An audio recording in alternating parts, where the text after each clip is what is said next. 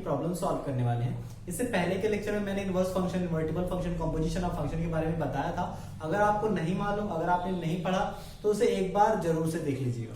चलिए शुरू करते हैं। तो एनसीईआरटी का क्वेश्चन नंबर 6 है। एक्चुअली 6 मैंने सॉल्व कर रखा है, हमें 7 सॉल्व करना है। तो क्वेश्चन नंबर 7 है, एक फंक्शन दे रखा है r to r। There is a function from r to r and function को डिफाइन किया गया है fx is equal to 4x plus 3। तो इसमें दो पार्ट है। पहले हमें ये प्रूव करना है कि ये जो फंक्शन है वो इन्वर्टिबल है, देन हमें इसका इनवर्स फाइंड करके दिखाना।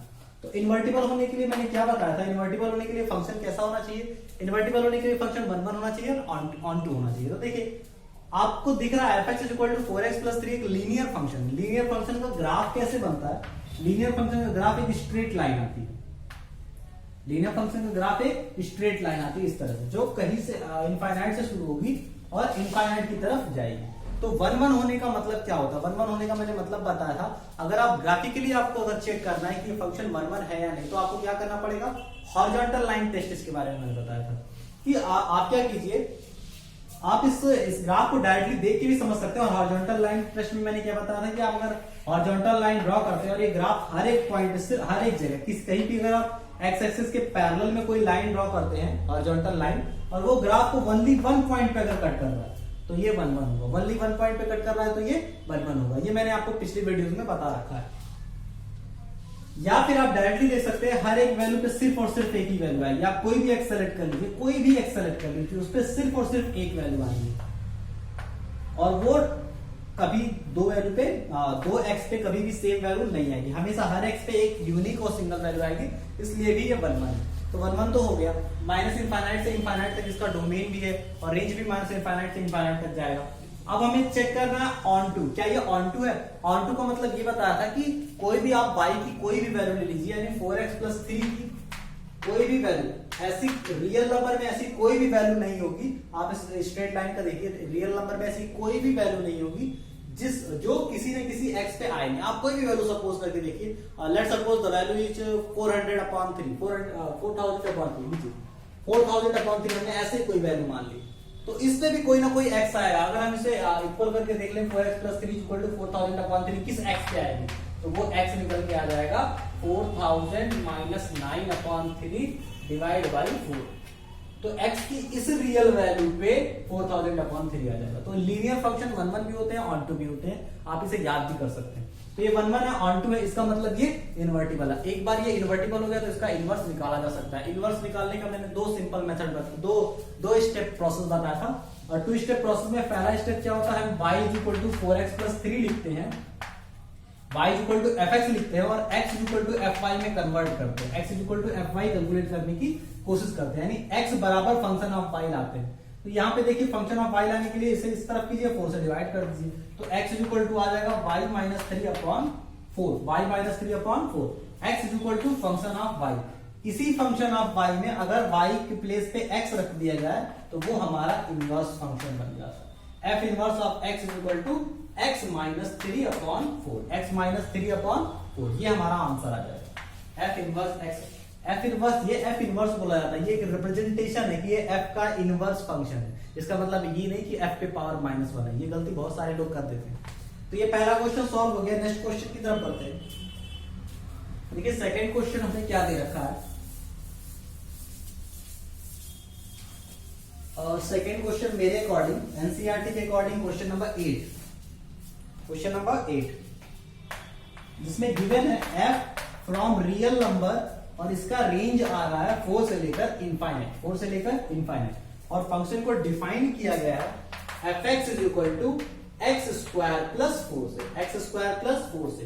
Same question, so that f is invertible and then find the inverse of the function. तो हमें पहले तो ये शो करना पड़ेगा कि इन्वर्टिबल है। इन्वर्टिबल होने के लिए 1 1 एंड ऑन टू होना चाहिए। देखिए 1 1 एंड ऑन टू होने के लिए हमें क्या करना पड़ेगा, 1 1 का मतलब होता है ये फंक्शन जो है एक वैल्यू पे सिंगल वैल्यू दे एंड देन सिंगल वैल्यू पे सिंगल वैल्यू देना चाहिए। x की हर एक वैल्यू पे कोई ना कोई यूनिक वैल्यू ऑफ y आएगी, इसलिए तब अगर ऐसा होता है x की हर एक वैल्यू पे यूनिक वैल्यू ऑफ y आती है तो हम कहते हैं कि ये इनवर्टिबल है। ये r प्लस दे रखा है, यानी आपको वैल्यू जो रियल नंबर की सेलेक्ट करनी है वो केवल पॉजिटिव वैल्यू सेलेक्ट करनी है।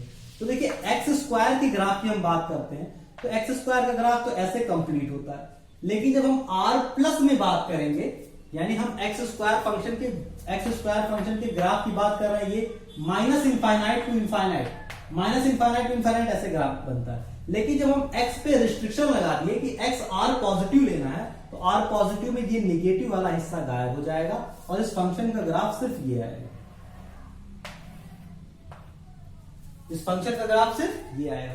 अच्छा, इस फंक्शन पे अगर आप हॉरिजॉन्टल लाइन टेस्ट करें तो हमेशा ये एक ही पॉइंट पे कट करेगा। एक्स एक्सिस के पैरेलल हॉरिजॉन्टल लाइन हमेशा एक ही पॉइंट पे कट करेगी। इसका मतलब हम ये कह सकते हैं कि ये फंक्शन हमारा 1 1 है, ये फंक्शन हमारा 1 1 है, r प्लस में ये फंक्शन हमारा 1 1 है। ठीक है, तो 1 1 तो हो गया प्रूफ। अब हमें प्रूफ करना है कि एक्चुअली मैंने एक्स स्क्वायर का ग्राफ इसलिए बनाया क्योंकि यहाँ मेन चीज एक्स स्क्वायर है, प्लस 4 ऐड करने से बस इतना होगा कि ये ग्राफ 4 यूनिट अबव शिफ्ट हो जाएगा। ये ग्राफ 4 यूनिट अबव शिफ्ट हो जाएगा, यहाँ के बजाय यहाँ से स्टार्ट होगा। बस इतना सा चेंज है, 4 यूनिट शिफ्ट हो जाएगा एक्स स्क्वायर प्लस 4 का ग्राफ। ये मैंने पिछले वीडियोस में आपको बता रखा है कि कैसे ये शिफ्टिंग होती है। ठीक है, तो ये हो गया। तो उसमें भी हॉरिजॉन्टल लाइन टेस्ट करेंगे तो हमेशा वही वैल्यू आएगी। किसी भी हॉरिजॉन्टल लाइन पे आप देखेंगे तो हमेशा एक ही प्लेस पे कट करेगा। इसका मतलब x के एक वैल्यू पे केवल और केवल एक ही वैल्यू आएगी। कोई भी आप x ले, x1 x2 x3 कोई भी ले लें, उस पर यूनिक वैल्यू ऑफ y आने वाली है। तो ये 1 1 हो गया, एक्स स्क्वायर प्लस 4 1 1 हो गया। अब हम इसे देखते हैं कि क्या ये ऑन टू है। ऑन टू होने का मतलब ये जो सेट है इसमें कोई भी एक ऐसी वैल्यू नहीं होनी चाहिए जो किसी ना किसी x पे डिफाइन ना हो, r प्लस में किसी ना किसी x पे आ ना जाए। देखिए, अगर मैं सिर्फ एक्स स्क्वायर की बात करता रियल नंबर में तो उसका ग्राफ ऐसे बनता। तो इसका रेंज आता, जो y की वैल्यू इसका जो रेंज है वो 0 से इनफाइनाइट आता, 0 से इनफाइनाइट इसका रेंज आता, 0 से इनफाइनाइट इसका रेंज आता और 0 से इनफाइनाइट में हर एक y के लिए कोई ना कोई x होता। ये इसका मतलब है। अगर मैंने इसमें 4 ऐड कर दिया तो ग्राफ 4 यूनिट शिफ्ट हो जाएगा। अब x पे वैल्यू जो 0 आ रही थी, एक्स स्क्वायर में जो x पे वैल्यू 0 आ रही थी वो एक्स स्क्वायर प्लस 4 में उसी x के x इक्वल टू 0 पे वो वैल्यू ऑफ 4 आएगी, यहां 4 आएगी। यानी अगर ये x स्क्वायर होता तो इसका रेंज होता 0 से इनफाइनाइट, लेकिन एक्स स्क्वायर प्लस 4 होने की वजह से इसका रेंज 4 टू इनफाइनाइट है और 4 टू इनफाइनाइट में 4 से लेकर इनफाइनाइट में कोई भी आप वैल्यू लेंगे उस पर कोई ना कोई x डिफाइन होगा, कोई ना कोई x डिफाइन होगा। इसका मतलब ये फंक्शन इनवर्टिबल है, ये फंक्शन इनवर्टिबल है। 1 1 हो गया, ऑन टू हो गया तो फंक्शन इनवर्टिबल हो गया। एक बार जब ये फंक्शन इनवर्टिबल हो गया तो इसका क्या मतलब निकल के आता है, इसका इनवर्स एग्जिस्ट करेगा। अगर इनवर्स एग्जिस्ट करेगा तो सॉल्व कैसे करेंगे? इनवर्स एग्जिस्ट करेगा तो सॉल्व करने का बहुत ही सिंपल तरीका है, 2 step process. First step y is equal to x square plus 4 हम मानेंगे, उसके बाद x is equal to fy में कन्वर्ट करेंगे और वो आ जाएगा हमारा y minus 4 within root. अब रूट के अंदर 2 वैल्यू आती है, पॉजिटिव निगेटिव दोनों आती है। रूट के अंदर दोनों वैल्यू आती है, पॉजिटिव निगेटिव। सेलेक्ट कौन से करेंगे? ये तो 2 फंक्शन होंगे, एक x इज इक्वल टू हो गया रूट के अंदर y माइनस 4, एक x इज इक्वल टू हो गया रूट के अंदर minus times of y minus 4। कौन सी सेलेक्ट करेंगे? तो सेलेक्ट करने के लिए इसके डोमेन और रेंज पे जाते हैं। देखिए फंक्शन का इनवर्स कैसा होता है, फंक्शन का इनवर्स इस तरह से होता है कि आपने जो डोमेन दिया वो रेंज बन जाए और जो रेंज दिया वो डोमेन बन जाए। यानी 4 से लेकर इनफाइनाइट इसका डोमेन बन जाएगा और r प्लस इसका रेंज होना चाहिए। यानी जब आप r 4 से इनफाइनाइट वैल्यू पुट करेंगे तो पॉजिटिव रियल नंबर आंसर आना चाहिए। अच्छा, आप यहाँ 4 पुट करिए, 4 पे 0 आएगा, 0 तो ना तो पॉजिटिव का ना तो नेगेटिव। लेकिन जब आप 4 से आगे बढ़ेंगे y की वैल्यू पे, अब इसका रेंज इसमें पुट करते हैं ना, इनवर्स फंक्शन में रेंज पुट करते हैं। इसका इनवर्स क्या आ जाएगा? इसके इनवर्स फंक्शन में रेंज। अब हमें वैल्यू पॉजिटिव चाहिए तो निगेटिव वैल्यू नहीं पुट कर सकते। आप अगर 4 से आगे बढ़ जाइए, सपोज करिए आप 5 इनपुट दे रहे हैं तो 5 इनपुट देंगे, 5 माइनस 4 1 आएगा, लेकिन बाहर का निगेटिव से -1 बनाएगा। -1 तो कभी डोमेन में था ही नहीं। इनवर्स फंक्शन का जो रेंज आता है वो r प्लस आएगा ना, r प्लस तो r प्लस में निगेटिव तो है ही नहीं, यानी ये हम नहीं कलेक्ट कर सकते। सिर्फ और ये पॉसिबल होगा, x is equal to root के अंदर y माइनस 4 ही पॉसिबल होगा। तो ये हमारा इनवर्स फंक्शन हो जाएगा। इनवर्स फंक्शन को लिखेंगे कैसे? f inverse x is equal to, यही हमें इनवर्स फंक्शन देगा और इनवर्स फंक्शन को ऐसे लिखेंगे y के प्लेस पे x करेंगे। f inverse x is equal to x minus 4, x minus 4। ये हमारा सेकंड क्वेश्चन का। थर्ड क्वेश्चन की तरफ बढ़ते हैं। यानी 9f एक फंक्शन है from r positive to 5 to infinite, 5 to infinite, और फंक्शन दिया कितना है, fx is equal to 9 times of x square plus 6x minus 5, 9 times of x square plus 6x minus 5। Show करना है कि f इन्वर्टिबल है, देन इसका inverse find करना है। तो पहले अगर हमें ये शो करना है कि इन्वर्टिबल है, देखिए मैं सिंपल सा इसका मेथड बताता हूं। 9x square plus 6x minus 5 के रूट फाइंड करने की कोशिश कीजिए। 9 5 जा 45, 6 को दो पार्ट में ब्रेक करना है कि और सब्ट्रैक्ट 6 को ऐसे दो पार्ट में ब्रेक करना है कि उससे मल्टीप्लाई करने को 45 है। तो वो देखिए होता है 15 3, ऐसा कोई भी पार्ट नहीं होगा, इसका आप d निकालिए।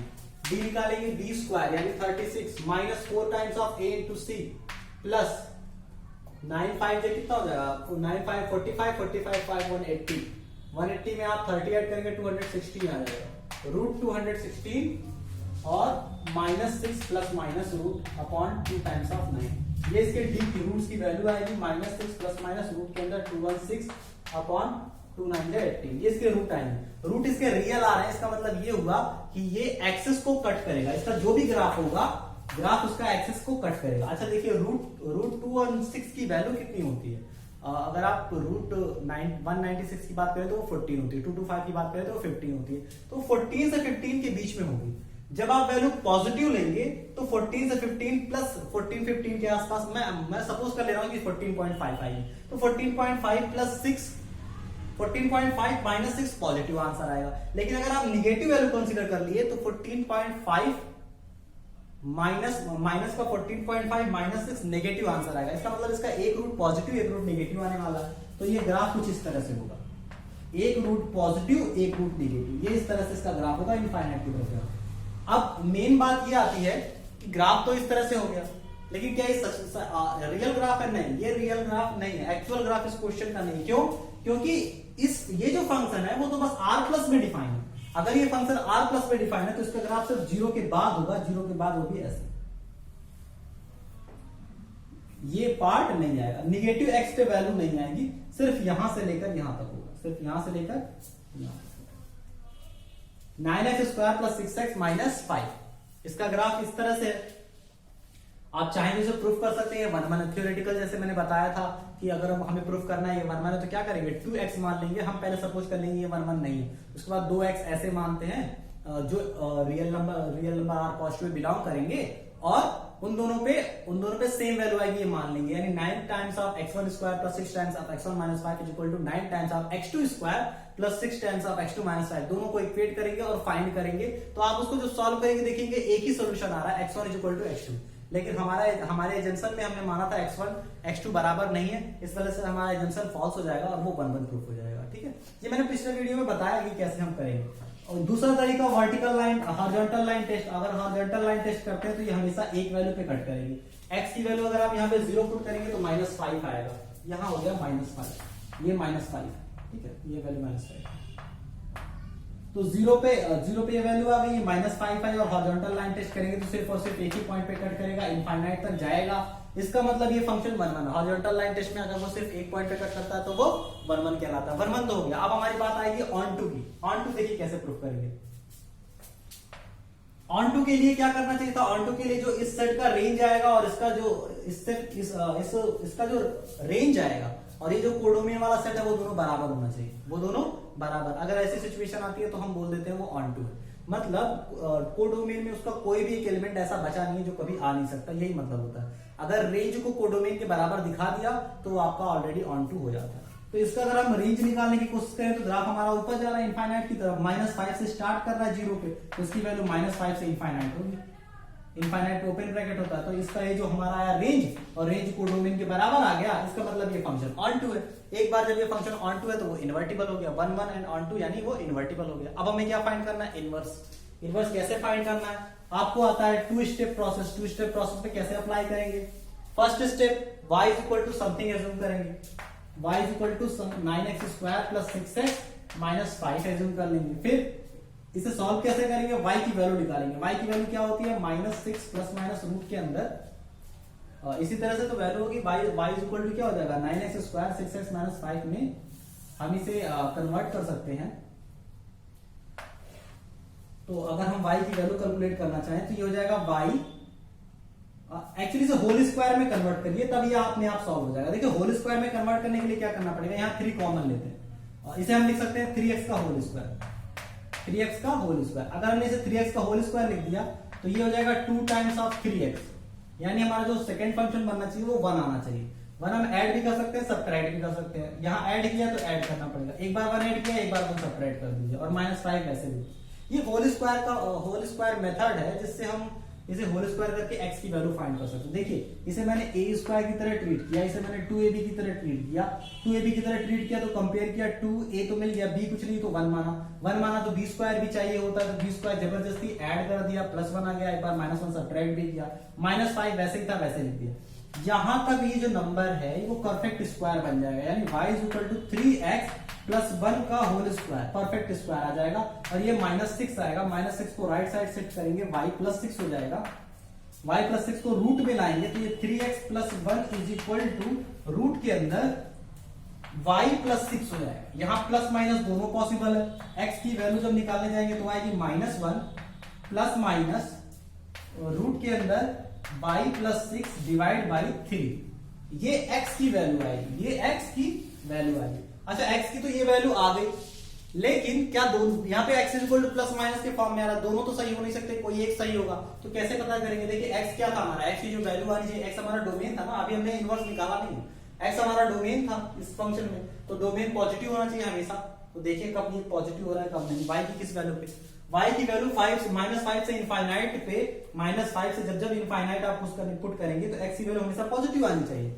अगर आपको पॉजिटिव वैल्यू लाना है तो माइनस के साथ ये माइनस साइन नहीं रह सकती, क्योंकि माइनस के साथ माइनस साइन रखेंगे तो हमेशा नेगेटिव आएगा, तो माइनस के साथ पॉजिटिव साइन रखना ही हमारा इनवर्स देगा, यानी हमारा x equal to -1 plus root के अंदर y प्लस 6 होना चाहिए। देखिए हमें x की वैल्यू पॉजिटिव चाहिए, r पॉजिटिव है ना, अभी हमने इनवर्स फाइंड नहीं किया है, अभी तो हमने बस x इक्वल टू कन्वर्ट किया है।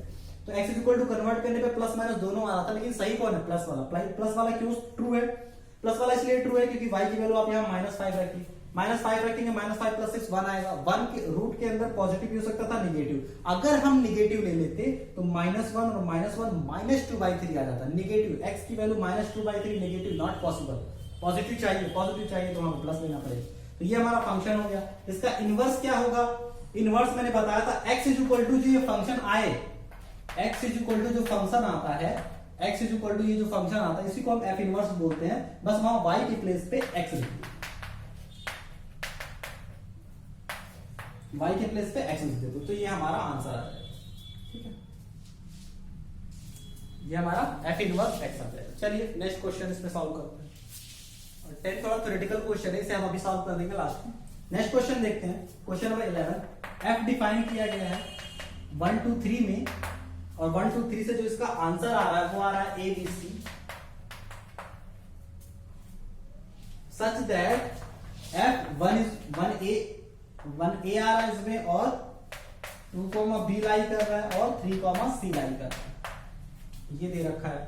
फाइंड द f इनवर्स, हमें इसका f इनवर्स फाइंड करना है। तो f इनवर्स मैंने बहुत आसानी से इसमें बताया था, f इनवर्स का क्या मतलब होता है, मैंने बताया था f इनवर्स का मतलब एक ऐसा फंक्शन होता है जो क्या करेगा, आउटपुट लेके इनपुट जनरेट कर देगा, आउटपुट लेके इनपुट जनरेट कर देगा। इसका मतलब फंक्शन में 1 इनपुट देने पे a आउटपुट आया है, तो f इनवर्स एक ऐसा फंक्शन होगा जो a इनपुट लेगा और 1 जनरेट कर देगा, ये b इनपुट लेगा और 2 जनरेट कर देगा, और ये c इनपुट लेगा और 3 जनरेट कर देगा।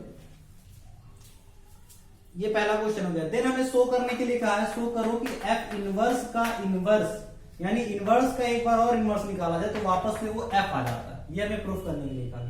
तो हम इसका एक बार और इनवर्स निकालते हैं। इस फंक्शन का जो इनवर्स होगा वो क्या करेगा, इससे जो आउटपुट आया होगा, यानी 1 इनपुट a इनपुट देने पे जो आउटपुट आया होगा उसे रिवर्स कर देगा। तो f इनवर्स का अगर हम इनवर्स निकालते हैं तो वो क्या होगा, ऑर्डर पेयर रिवर्स 1, a कर देगा, और 2, b कर देगा, और 3, c कर देगा। अगर आप ध्यान से देखिए तो ये वही फंक्शन f है जो हमने इनिशियल में लिया था, इसका मतलब f इनवर्स पे inverse is equal to f। चलिए नेक्स्ट क्वेश्चन, एनसीईआरटी का क्वेश्चन नंबर 12 है, f such that x is to y, ये एक इन्वर्टिबल फंक्शन है, ये एक इन्वर्टिबल फंक्शन। आप एक चीज याद रखिए, ये जो फंक्शन होता है fx, इसका जो भी इनवर्स होगा, लेट सपोज fx का इनवर्स gx है, fx का इनवर्स gx है। अगर fx का इनवर्स gx है तो g of fx always x होगा, g of fx always x होगा। ये एक रूल है, ये आप इसे याद रखिएगा। चलिए f सच दैट हम क्वेश्चन पे ध्यान देते हैं।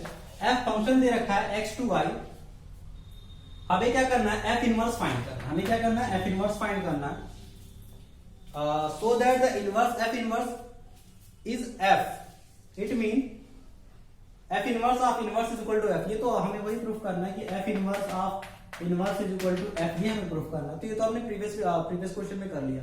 चलिए नेक्स्ट क्वेश्चन देखते हैं। नेक्स्ट क्वेश्चन 13,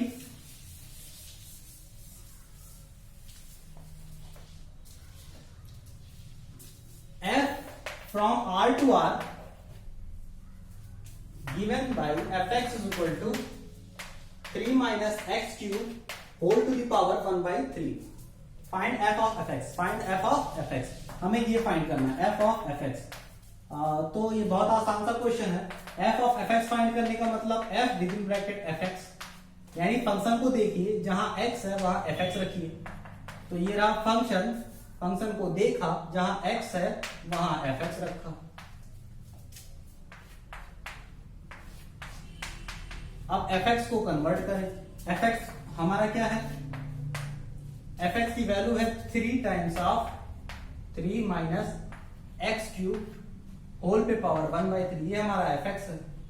और इस पे 3 यहां रखा हुआ है और होल पे पावर 1 बाई 3 है।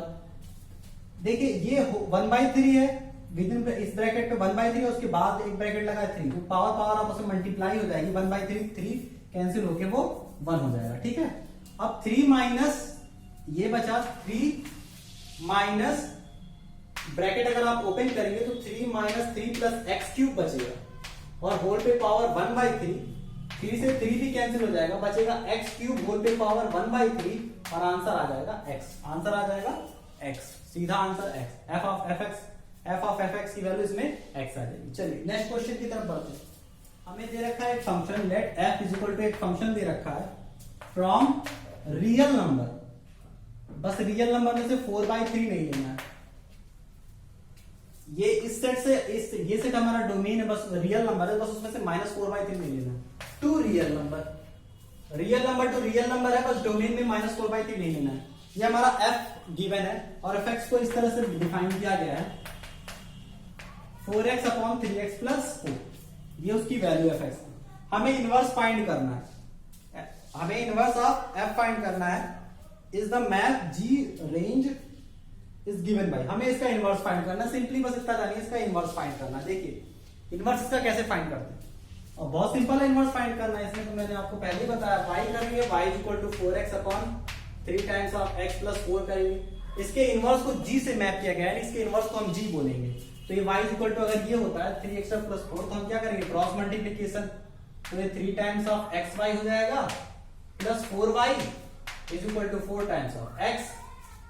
अब यहाँ पे हमें क्या करना है, x is equal to something लाना है, तो x वाले को इधर करेंगे, 3 times of xy minus 4x is equal to minus 4 times of y। इसमें से हम क्या करेंगे, x कॉमन लेंगे। अगर x कॉमन लेंगे तो वो हो जाएगा 3y minus 4 is equal to minus 4y, यानी x is equal to 4y upon 4 minus 3 times of y। x is equal to ये आ गया। अगर x इज इक्वल टू आपका ये आ रहा है 4y upon y minus 3y, 4y upon 4 minus 3y, sorry 4y minus 4 upon 4 minus 3y। अगर आपका x इज इक्वल टू ये आ रहा है कन्वर्ट करने पे, तो आपका इनवर्स भी यही होगा। इनवर्स को आपको लिखना है, तो क्वेश्चन में कहा था इनवर्स जो आपका मैप किया गया वो g से, तो इनवर्स भी आपका g होगा।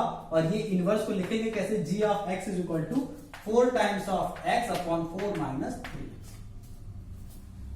तो ये इस तरह से आपका इनवर्स आ गया। तो आज आपका फंक्शन यहाँ पे बेसिकली फंक्शन लगभग खत्म हो रहा है।